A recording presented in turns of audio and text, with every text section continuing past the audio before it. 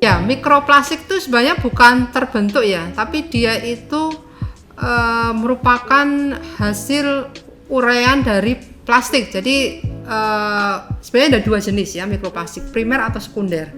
Kalau primer itu yang sengaja diproduksi, ya biasanya untuk kosmetik. Ibu-ibu mungkin yang sering pakai ya, masker yang kemudian bisa kayak topeng itu, ibu-ibu ya.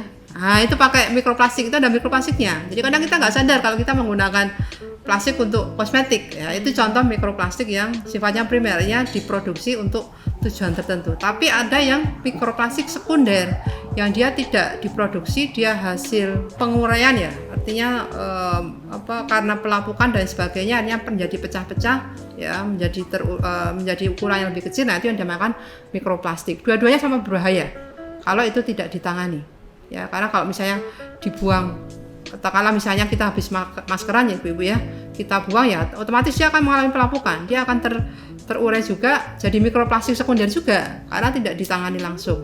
Nah itu akhirnya karena dibuang ke tanah terus masuk ke perairan, ikan juga ada, kita sebagai konsumen dari ikan akhirnya masuk ke peredaran darah. Nah itu yang mengakibatkan gangguan ke kesehatan. Saya nggak akan bicara secara detail dari segi kesehatannya karena dokter yang lebih berhak, tapi dari beberapa yang saya baca itu mikroplastik itu sifatnya transporter, jadi dia mengikat substansi yang sebenarnya nggak boleh masuk ke darah kita ya, sehingga misalnya contoh logam berat, deterjen, pestisida itu dia bisa ikat.